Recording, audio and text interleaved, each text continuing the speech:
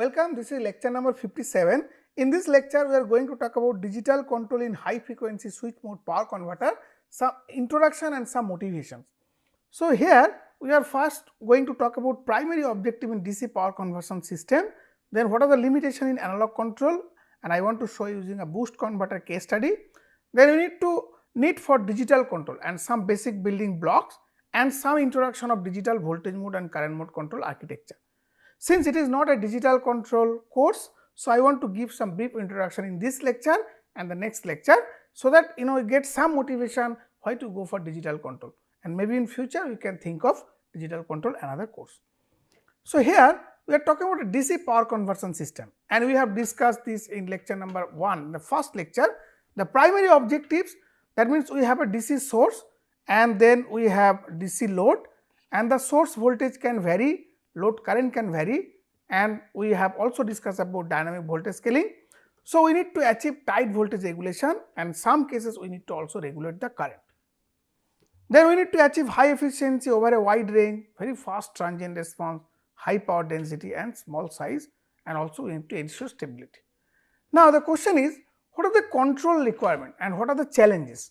So, it can be categorized into two parts. One is the dynamic requirement, another is the static requirement.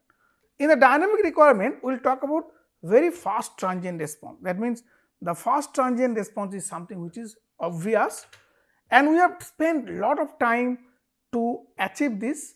Initially, we started with small signal model. We have developed design and tuning method to get the whatever performance is achievable within the model limit. Then we also discuss about nonlinear control. Then also we have discussed about nonlinear tuning, and we got the fastest response, and we also discussed about another reconfigurable circuit which can even improve the performance. Then we need to reduce the we need to achieve small undershoot overshoot for both current and voltage, and we need to ensure the first scale stability, that means subharmonic stability should not come. There should not be any large signal or small signal stability, because we also talk about large signal stability like Lyapunov stability, and small signal like we have to ensure that it has sufficient stability margin like a phase margin, gain margin, bandwidth and so on. And we also need to achieve low audio susceptibility and low output impedance. In the static requirement, we also discuss about high efficiency, because we need to achieve high efficiency so that the thermal overhead can be reduced, the size of the converter can be reduced, both size can be reduced.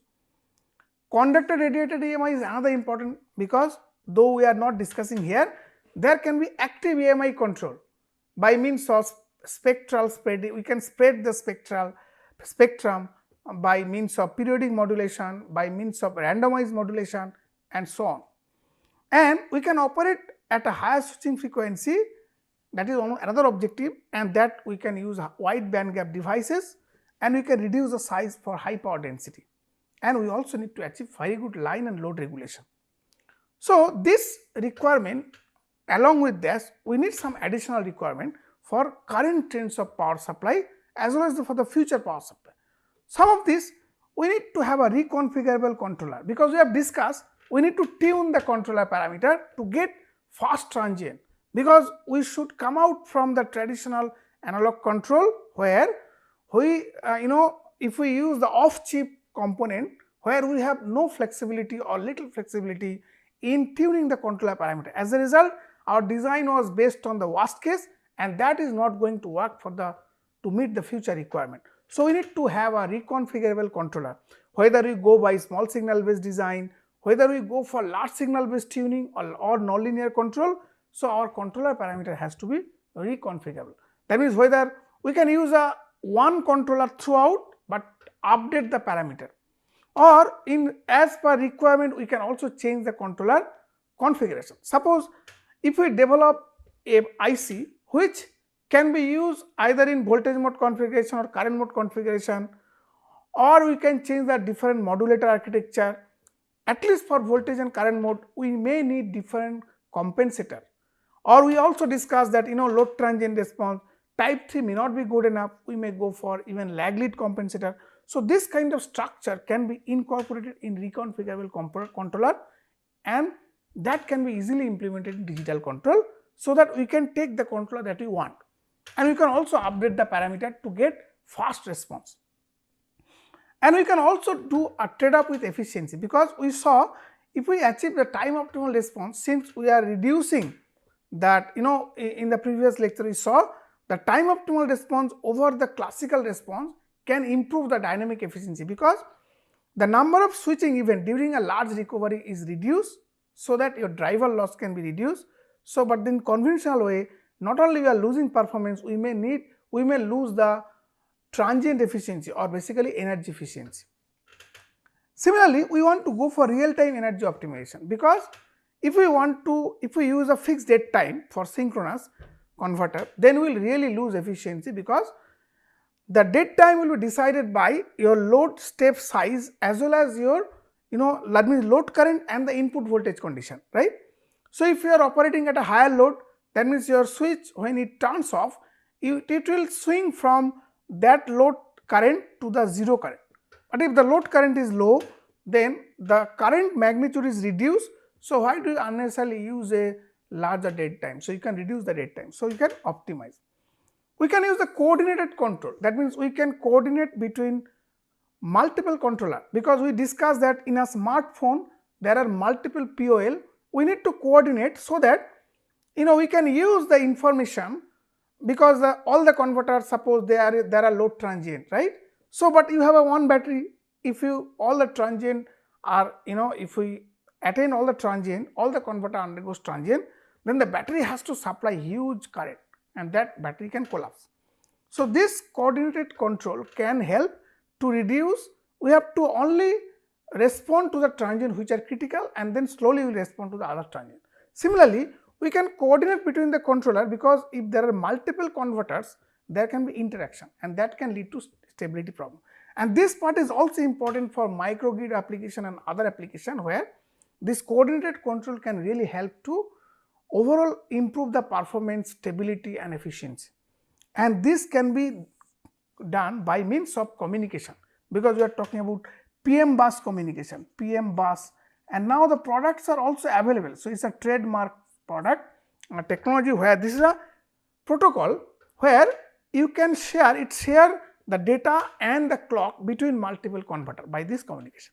So, this communication also we can go for a more reliable power supply design, we can make the power supply safe, and also we talked about hot swapping multiple controllers. So, by this information exchange we can achieve the hot swapping technique as well.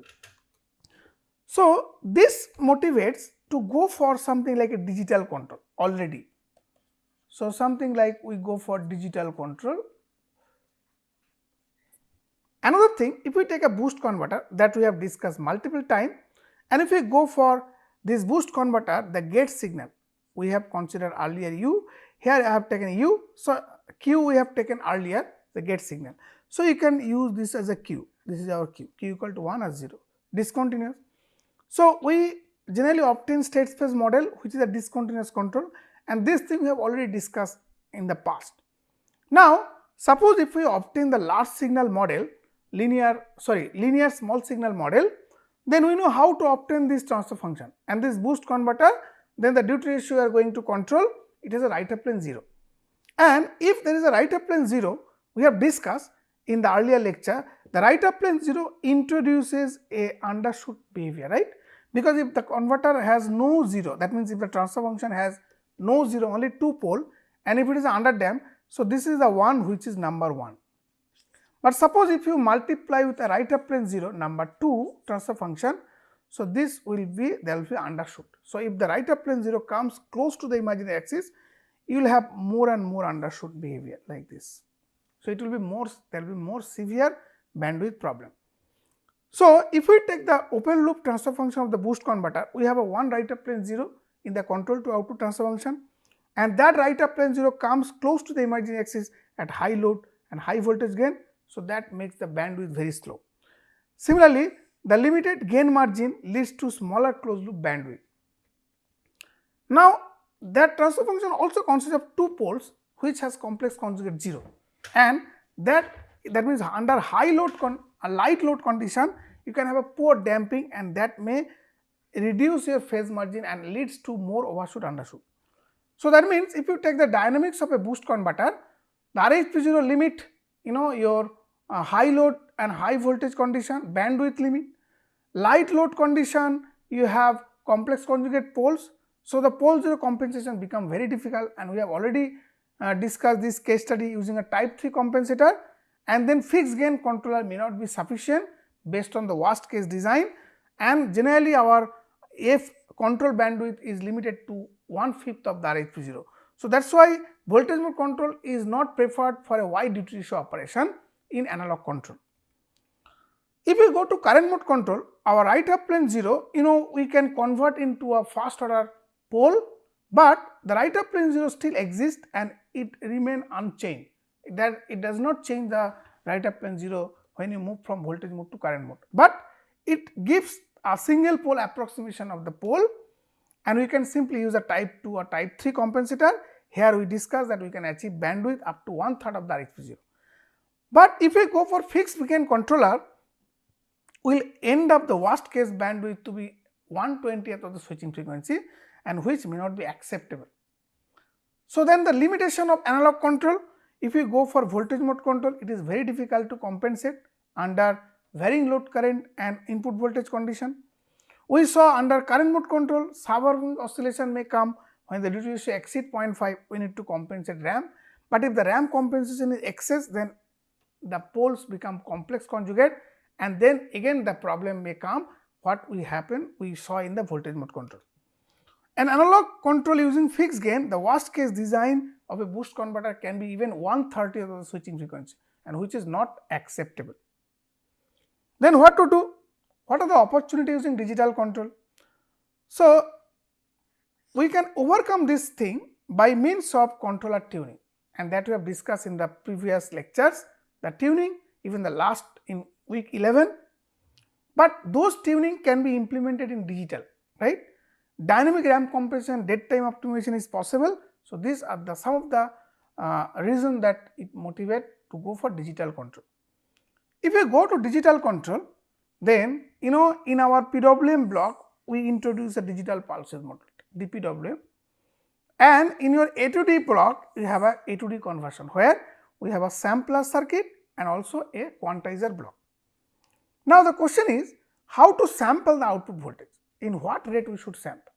So if we sample higher than switching frequency, then, and since the digital control, the Nyquist frequency is half of the sampling frequency, so that you will find that aliasing effect will come. So then we need to put a low pass filter to attenuate that effect.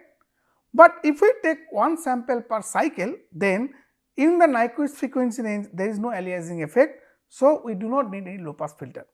So one sample per cycle is a common thumb rule for DC-DC converter. In digital control, the voltage loop is sampled once per cycle. That means it reduces both sampling as well as computation, because even if you sample at a faster rate, the compensator has to compute at the same rate. So that requires a lot of processing capability.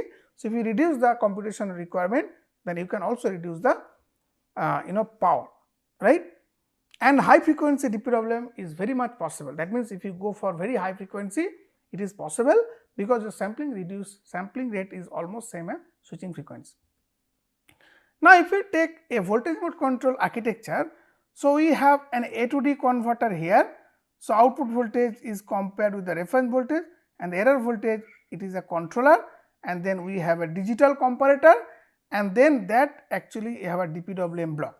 And there are many architecture of DPWM block, and that we are not going to discuss in this course, because this course I just want to give a brief introduction in digital control and some motivation.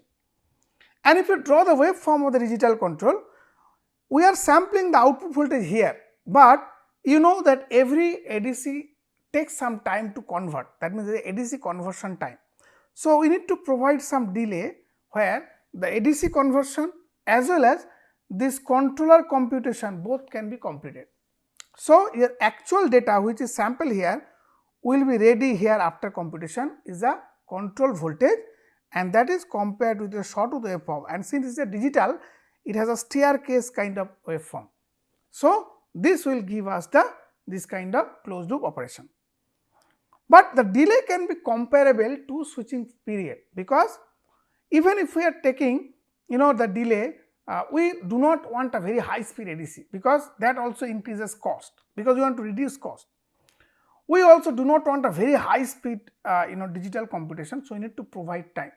And in fact, this delay sometimes we intentionally increase in order to keep some regulatory purpose in mind.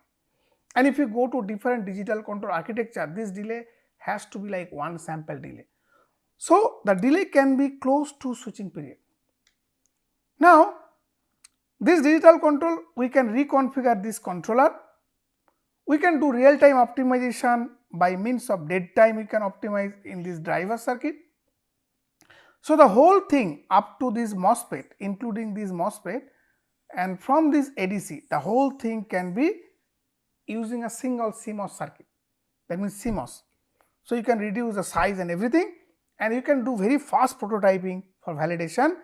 In like you can use an FPGA based prototyping to validate idea, and you design the code, and you can use your HDL code, hardware descriptive language, and whatever HDL code you synthesize, that HDL code can be used to synthesize your actual digital IC, and then PM bus interface can it will make your power supply reliable, you can communicate and achieve higher performance. But it comes with various price. First of all, you need ADC. First of all, you need, here there is no DAC requirement, but there is a resolution in the ADC as well as the resolution in the DPWM, and that will put a limit on your duty ratio resolution. Duty ratio resolution. Okay, and this duty ratio resolution can, if the DPWM resolution is poor than ADC, the quantized voltage level may not be able to map properly, and it will back and forth map between the successive level. So exact duty ratio may not be achievable, so it cannot lock the error into the zero error bin. Okay, so what is zero error bin? That means if you take qualitatively, this is the quantized error voltage. Okay, and there is a zero limit here, right, and then it goes like this.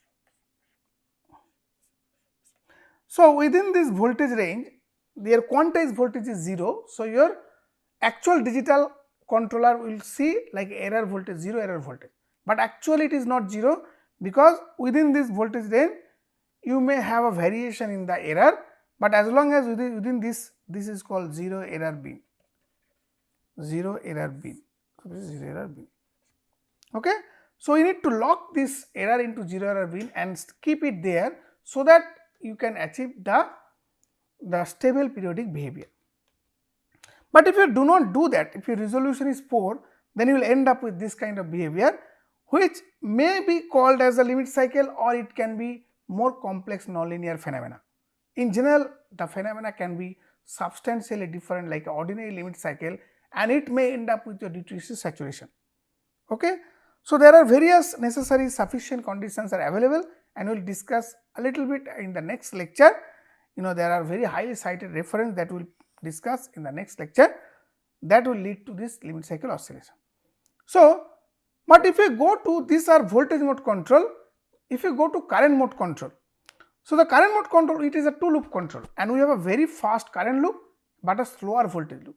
So this voltage loop can be kept in the digital domain by putting an ADC here, but after the controller computation, then your peak current reference is coming, and that you can use a D2A converter to generate the analog current reference here. So this is my analog current reference here, and that is directly compared to the sense inductor current, and then the rest of the process is same. And this architecture is called mixed signal, where the current loop is in analog and the voltage loop is in digital, because we want to retain the fast dynamics of the inductor current. We can sample the voltage 1 per cycle, because it is a very slow dynamics, the ripple is small, but we cannot do for the current, because the current ripple is 20 to 30% of the nominal value. So we must take either in analog, we must take into account the ripple information. So one way you keep the analog voltage current in the analog loop. The another way, we can keep put another ADC to sample the inductor current, but this ADC has to be sampled at much faster rate, so that your suppose if this is your actual inductor current, and if you take a multi-sample ADC, like it is like this. So, inductor current can be sampled multiple times, it will look somewhat closer to the inductor current. But this multi-sample ADC also have a lot of stability issue, right? Because in the last lecture we want to highlight some of the aspect here. So, a lot of stability issue, and if we use a high sampling rate, then you also need to have a very fast ADC, and power will increase, the cost of the ADC will increase. But this architecture where we keep both voltage and current in digital is called fully digital current mode control. Now, in high frequency then fixed frequency, that means high frequency application, but the controller is fixed frequency, digital current mode control, mixed signal and fully digital. In both cases voltage is in the digital domain and they are sampled at the same rate of the sampling frequency, but in the mixed signal we keep the analog current loop. So, we can retain the fast current dynamics, we can achieve very fast transient response. In fact, whatever tuning we have discussed, we have implemented with using analog current loop, mixed signal current mode, and adaptive ramp compensation is possible to make the system stable. That means we can use this current mode control for a wide duty ratio operation. And if you look at this, the ramp compensation can be added here from digitally. So, you can add any RAM that you want from the digital platform, digital controller. But it comes with a price, we need an A to D or D to A converter, because if you see it requires a D to A converter here. So, that increases price. Also, high bandwidth current analog comparator, because these comparators are in analog domain. So, the bandwidth of the comparator has to be very high depending upon what is the switching frequency. But in this case the comparator is in digital. Okay. So, if we look at this fully digital cascaded loop, high sampling, higher rate and current loop slope selection. So, now as I said, one way you can either sample multiple time, that is one possibility, or you can sample the current once and that is my sample current, but you can emulate inside the digital loop.